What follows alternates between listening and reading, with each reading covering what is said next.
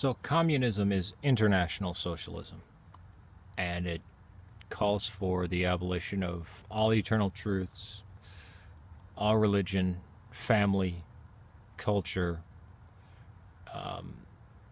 individualism, and private property, not just the means of production. It's international socialism.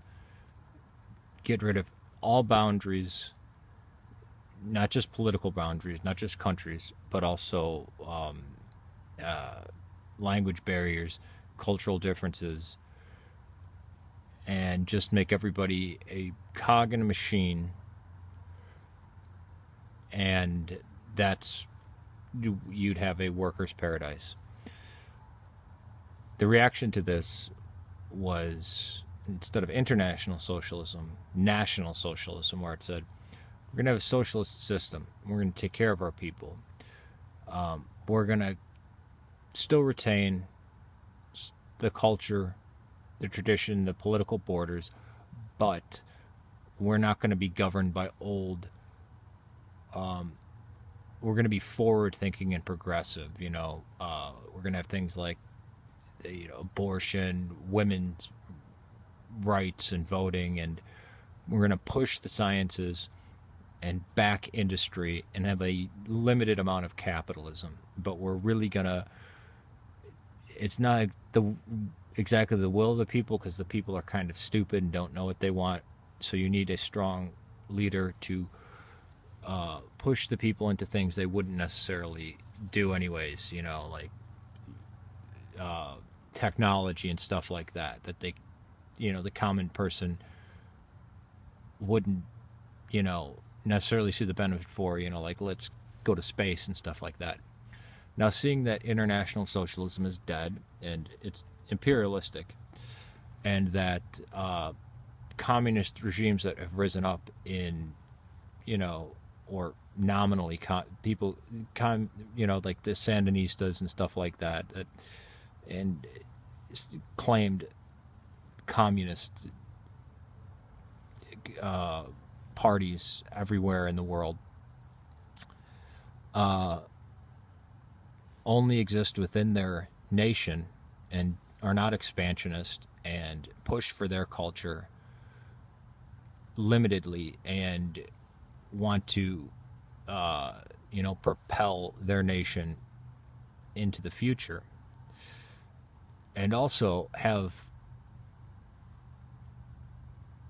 race instead of class. Usually it's usually race, the ANC in South Africa, or it's nation pitted against nation. Now, with the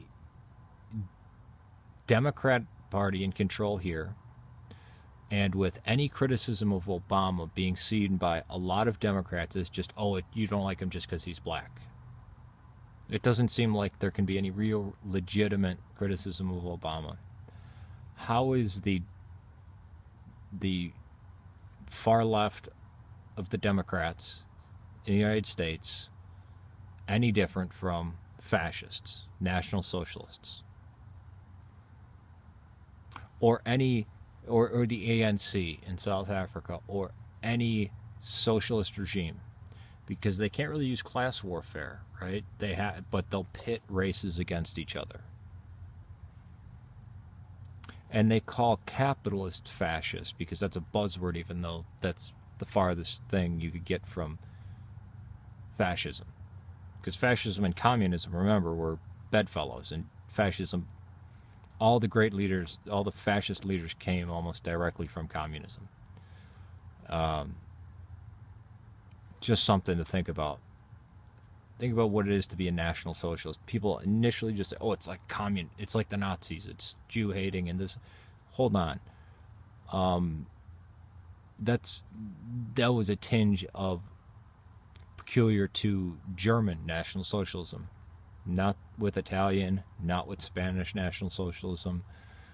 And even the word fascist, that's just the name of a certain National Socialist Party that existed in Italy. So how are these progressive states or whatever that are, but we, I mean, Hugo Chavez, how is what he did with unlimited terms and can't criticize him and all this stuff and redistribution of wealth, and how is that not, I mean, that is, in what way is that not fascist?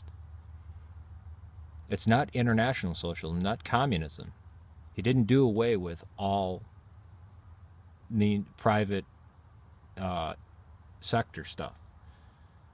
He didn't do away with free trade, just hiked up the taxes, redistributed a lot of stuff, pitted different groups against each other, and ramped up the patriotism and the nationalism within there. And then you had outside enemies and internal enemies, right? The farmers were the bad guys, and so is George Bush. After Obama got elected, he couldn't really use America as the bad guy anymore. But the fascists or the National Socialists were people in the early 20s or the early 20th century that saw and looked at the future and said, every country will be like this. Every country will become National Socialist, and that's why they became National Socialists. They weren't necessarily racists, but they realized that's how it was breaking down. Then look at some place like Israel. I mean, is the future National Socialism? I'm not saying it's a good thing, but isn't that what we already have today? Is a blend of free market, high taxes, socialism, many socialist programs, these you can't criticize the leaders, political parties that are locked in.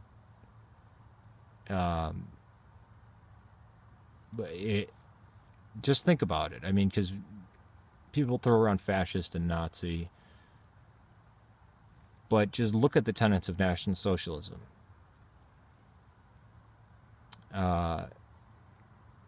Even the places that claim to be communist or Marxist, you can run down the checklist. It's National Socialism. Peace to you.